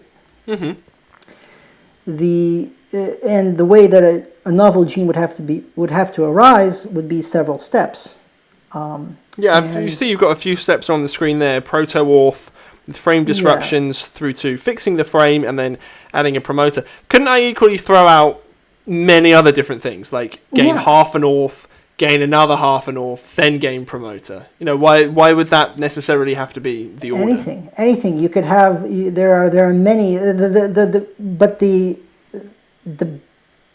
basic argument is that the fact that there are multiple steps that have to occur means that there must be a way of propagating this initial step, which has no phenotypic significance. Yes. So if it doesn't play a role, if it doesn't open itself to natural selection, how does it become passed on to the next generation, and how does it become distributed in the population?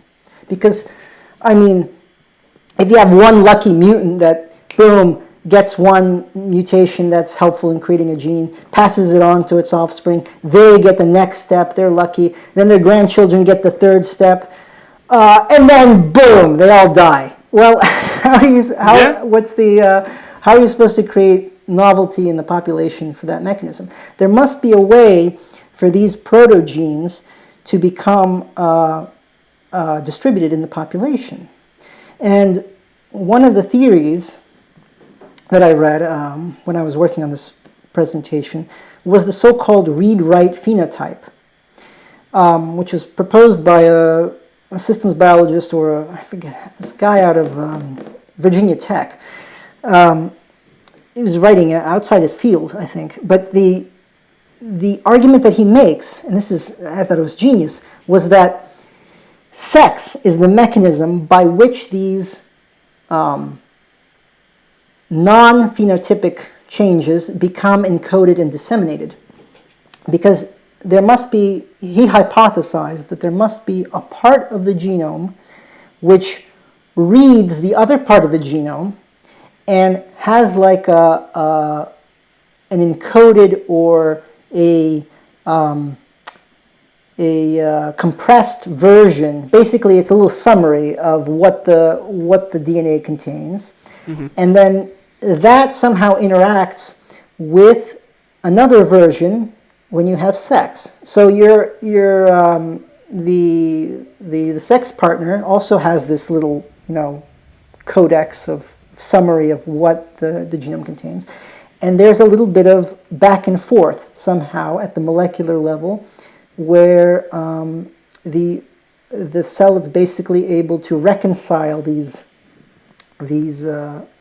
sort of annotated versions and combine them in a way that's beneficial. Because theoretically, you're carrying a bunch of these potential genes, and your partner is carrying a bunch of these potential genes, and there's got to be a way to make sure that the right potential genes end up with the other right potential genes in a way that's not going to just implode all the work that's been going on from your ancestors. So if I understand what you're saying, I could really crudely say, having sex with somebody changes your genome.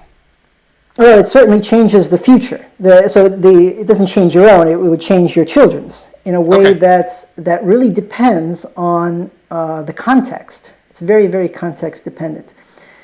Okay, I thought you meant that in the act of sexual intercourse there was genetic exchange. I'm talking about the next generation. Right. Okay, so whereabouts in that step would you have an idea of where that information swapping or exchange would take place? So there's the crossing over, right? So you have a bunch of epigenetic signals on your DNA, and you have a bunch of epigenetic signals on your partner's DNA. When the gametes fuse, the chromosomes undergo a little, and you know about this as well, but this is an interesting fact that they undergo crossing over. So they line up, and then they swap big chunks of their chromosomes. And so the areas where the swapping occurs are very regulated. There's a lot of cellular control over where this happens. And his thesis is that there is some sort of network level phenomenon that explains here. Basically, you have this DNA cache, and they have this DNA cache, and they need to be integrated in the most optimal fashion. And we actually see that there are diseases which occur in humans, Prader-Willi syndrome, and Angelman's, which are failures of epigenetic imprinting. But there may be other syndromes and other phenomena which are also related to this failure of these DNA caches to integrate properly and be properly reconciled. So this would basically explain why sex occurs, because we actually, as evolutionary biology, doesn't have a very good explanation of why organisms reproduce sexually. I mean, it also doesn't. I've never seen a good example of this. How sexual reproduction could have evolved mechanistically. Yeah, well, that's another issue. But one of the ways that it would at least explain by a sort of a hidden benefit to the sex, because what you're doing is you're reconciling generational solutions. So you have a set of solutions and potential solutions in you, and your partner has a set of solutions and potential solutions in them. And when you have sex, you're really fusing not just, your genes, you're fusing your entire ancestral line, right? In a way, and you're creating something new. This lends a whole, I think, much deeper meaning to our, flippant view of sex and reproduction as, nothing but animal instincts. This is it's really a fusion of these genetic and evolutionary solutions. And interesting, you said potential solutions as well, as if the organism is somehow cognizant that it will be useful somewhere in the future. Exactly, and they have and in the context of them being together, there's obviously certain doors open and certain doors close. So it is also a way of getting information from the network that's outside of you. So you've had a certain set of biological experiences as an organism. Your partner has had another. So if they carry that information with them, then the progeny is able to basically take information from both. And so sex is a way of consolidating information over a much bigger network. So there is an evolutionary, that at least is one of the ways to look at it, which could help us reveal some of the reasons why it occurs and some of the more interesting mechanisms involved in it. It's taking the romance out of it, though. I'm not sure we would be particularly happy. Really, I thought I was putting it back in. Yes, indeed. Okay, I really like that idea. That's a very cool idea. I'll definitely look into that more. Anyway, for sure. Oh yes. Well, the CRISPR-Cas system, it's all the rage for bioengineering. Oh, it is, making billions of dollars. The mechanism of how it works and why it exists is basically DNA self-modification by the bacteria. The bacteria, many bacteria have it. It's a form of acquired immunity by the bacterium. It's similar to small interfering RNA in eukaryotes, but it is hard encoded in the actual DNA of the bacterium. It takes a little piece of the virus, it makes a little copy, it puts it in the DNA, and it stores it there as a form of immunity. So this is a form of direct DNA modification by the bacteria. Yes. Yeah, it's interesting because obviously we think of it in terms of building the Übermensch physically, those type of terms. But yeah, no, what you're saying that's completely true. It's a bacteria modifying another bacteria's genome. Yeah. Okay. Yeah, it modifies itself in order to remember. Don't get this virus again. So there it is. It's DNA self-modification. Yeah. This was what we talked about earlier with regards to the work on stress-induced mutagenesis in bacteria. There are a couple citations here. Galhardo and Rosenberg, they had some of the most up-to-date research summarizing these findings. So if anyone's interested, they can look at that. But yeah, this is bacterial stress mutation, as I mentioned before earlier. RNA, this is your field of expertise. I mean, love me a bit of RNA. thrown in as an afterthought. I mean, there are dozens of types. They have various morphologies. They do various things. There is clear evidence that they are an independently heritable cache of information. At least in C. elegans, it's been proven that they represent a form of viral immunity that's passed on through the oocytes, through the egg cells into the next generation. It's an independent form of inheritance from DNA. Has all kinds of functions. A lot of it we don't know. Very interesting stuff. Most people take I think I was alluding to earlier, most people take the null hypothesis that it is just noise, but we have come across certain instances where it's not noise. Now, whether or not it began as noise originally and then the organism somehow got to use it, but then that's how evolution's meant to work by natural selection anyway. But yeah, there's a lot of, I don't know if truly scientific null hypothesis we're going to truly figure this out, or if it's cynicism saying that it's all just noise, not wanting to adapt to a new frame. My biases, my own personal convictions, I guess, tell me it is the latter one, but we'll see in time when that breaks. Definitely. And of course, epigenetics. On top of the genome, these are modifications that occur to the DNA. There are multiple kinds. They're highly dynamic. There's multiple, at least, observational studies in the organism that there are symptoms and syndromes and effects that can be passed on epigenetically to the offspring. And they are not all erased in the process of gamete fusion. They're passed on. Yeah. So there are. This is key. This is hugely key, because this is a way you can smuggle the mark back into things. There's a great book, actually. It's a few years old now, The Epigenetic Revolution. I really enjoyed that. That was I forget the author's name, but that was how I got introduced into this stuff when I was like 16, I think. And the craziest example of stuff like this, epigenetic inheritance, is they were studying the proclivity of individuals to put on weight when they were descended from people who were in concentration camps or under severe starvation circumstances. So individuals were starved, and then their children were more likely to be obese. It's like, that's very interesting, and it's really crudely because the bodies of those starved individuals became more adept at extracting more caloric richness out of their nutrition, and their offspring inherited that via an epigenetic mechanism. So Lamarck was right. There you go. Or he was, at least, we can tease him back in if we want to. Yeah, and these studies were replicated in animals too. It's these very famous, specifically the Dutch famine studies.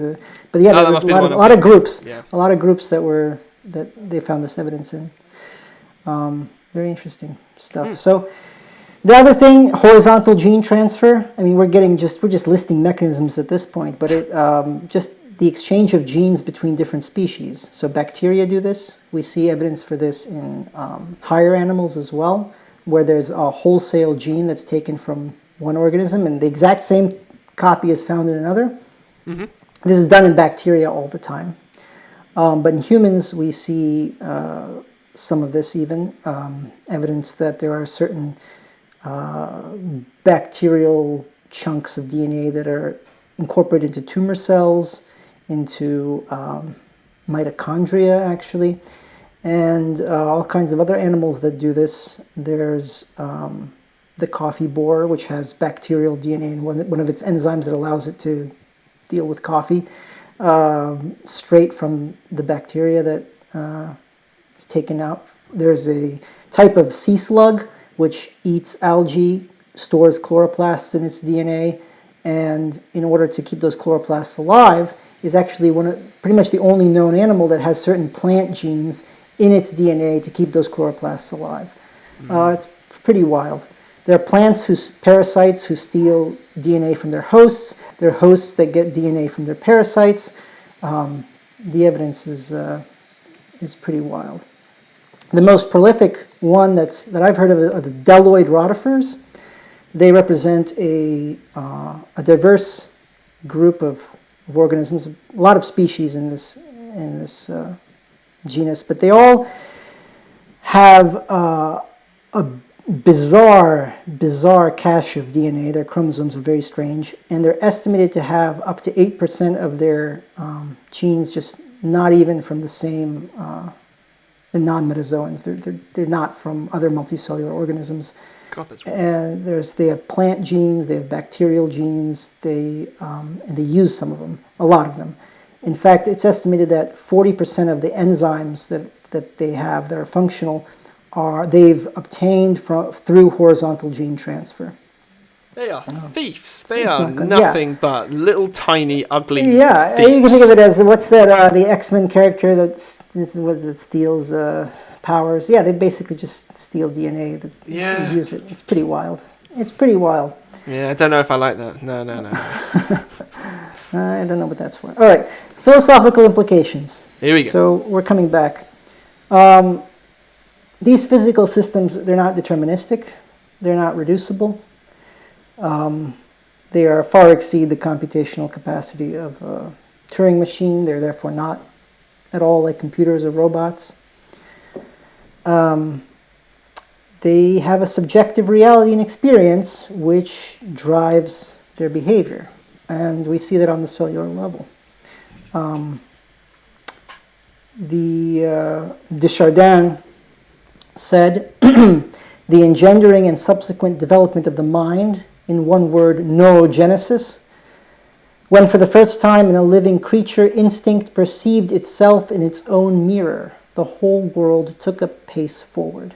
Man discovers that he is nothing else than evolution become conscious of itself, to borrow Julian Huxley's striking expression. So, we're the process of this, we're the culmination of this process, and we're looking backwards and understanding this process in rational linguistic terms instead of living it through. So that's pretty wild. It's pretty wild recursive elements to all this, right? Yes. And who knows where it could lead. I suspect that this is the sort of manifestation of Jung's idea of the unus mundus, right? Evolution. That's not talked about anywhere near enough as it should be. The unus mundus, and no one talks about this. But this is fascinating. Please, sir, go on. Yeah. So this idea that there is this recursiveness or this fractal self-similarity between the lower levels and the higher conscious aspects of this, and we see this, I think, in some of the intuitive nature of the scientific process and some of the ways these things interact. Crick himself did briefly confess to doing LSD and seeing the structure of DNA. We have the dreams of Mendeleev that brought him the periodic table. We have Kekulé's dream that showed him the structure of benzene. We have many mathematicians who ascribe their genius to the interventions of dreams. Ramanujan's family goddess who showed him all his equations written in blood when he slept. And so there was all kinds of this aspect whereby consciousness is tapping into some, I think, underlying ultimate structure of reality. Something I can add to that is the cosmic serpent idea as well, which is somehow it's an idea put forward. Was it the 90s or the 2000s? It's just the hypothesis that's put forward, but there's a striking similarity between the drawings that shamans, I think in the Amazon, would draw on the walls and the structure of metaphase chromosomes, and also how shamans were able to learn medical recipes from plants dotted way across the Amazon, which by chance there'd be no way that they'd combine those things together. And when you asked them why they did these things, how they knew, they would just say the plants told me. Okay. Yeah. So I think there's an intuitive component, or maybe you could even call it a supernatural component to inspired knowledge. And I think with that, we really have to talk about the limits of the rationality. That molecular biology is just, it's really too damn complicated. How can the brain come to understand itself rationally?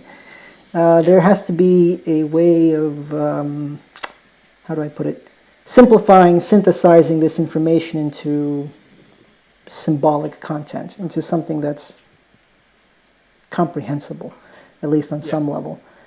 And in biology, as you mentioned, a systems approach, cybernetics theory, these are some related. Ilya Prigogine, Bartolomé, some of these British cybernetics physicists and thinkers that are important or influential in coming up with some of the stuff that I discussed in this PowerPoint. I think this is all part of the importance of observation. Ultimately, it's the eye that we see and the reflection of ourselves in the world that we know. So that's a summary of the presentation. I don't know, maybe it was a little too out there, too incoherent, but I think if you look for it, you'll find it. And the way we view, we have to have a model or a theory for our observations. And if we keep this all in mind and look at biology and look for it, look for the consciousness in life, I think it's there. It's very, that's almost like an Illuminati initiation ritual or something. The all-seeing eye on the screen. I like this presentation because you're not offering conclusions. You're not saying this is the way things are. You're just pointing out loads and loads and loads of things which are interesting and going, hang on, doesn't this point that way? Not that way. And so I guess people can decide for themselves if they want to agree with you. And I think the best way for someone to do that is to ask themselves, what's the spirit of science? Is it orthodoxy and dogma, or is it always questioning? Because if it's orthodoxy and dogma, it's not really science, is it? You then fall into the weird Catholicism. The term central dogma was one of the most ironic names in science. Crick. I really liked Crick, but he sort of got a bit full of himself, I think. I think he got scared. I think he saw beyond the veil and just freaked out. I think that's what really happened. But the weird thing with Crick as well, it wasn't as if he discovered the structure of DNA, because he did, and then he went on and did other things too. Like he has other, like I think 3 or 4 other classic papers on protein science, and then he started working on consciousness as well, didn't he? So he was tapping into something. Like to have one classic paper is enough, but to have like 4 or 5, really? Right? No. He admitted it, I forget. There was some famous interview where they asked him directly if he did LSD back in the day, and he became very flustered and didn't deny it though. I've never heard this. You've never heard this? Not about look into it. There's a little bit. It's mentioned. Of course, his partner Watson. He was pretty hippy dippy about the whole thing later. Yeah. But he and Crick both were likely inspired. To some extent, and it was an interesting fact. Yeah, that's very, very cool to consider. Right, I really enjoyed that. If that's the end of the presentation, there's nothing more you'd like to tell. That's the end. I don't know how long here, but I'm getting all kinds of signals to. It's been 2 hours. Wow. It's been 2 hours. How about we wrap it up here, and you can tell the beautiful people, Ilya. I always get your name wrong. Ilya Dubovoy. There you go. It's a strange American name, I guess. If you want to be found on the internet, or how people can go and support your work, or any references. Well, I don't have any. I have a day job. I'm a physician. Okay, so we'll put your PayPal in the description down below. Fantastic. That's okay. No, I'm still a resident, so I have a lot of student loans, but that'll be dealt with eventually. No, I'm a Houston Methodist. I'm a neurology resident. I have a day job. I'm an MD, and this is a kind of just a fun side project that I hope to continue in one fashion or another. I'll have more of an online presence when I have more time, but for now, I'm really grateful to you. Thanks, James, for allowing me to get this out there. I hope it's been of value to you. I know speaking to you has been for me. Yeah, totally did. Clarify these points and get some of your perspective. And I'm glad there are people out there who are interested in it. Yeah, if you arrive at a new breakthrough, if you discover the structure of DNA is actually wrong, there's actually a correct one, and it involves an all-seeing eye somehow, come back on the channel. It'd be wonderful to talk to you again with stuff like this. Will do. Thanks. It's been great. But that's that. It's been fantastic. Lovely talking to my friend, and thank you for watching, everybody. Appreciate you.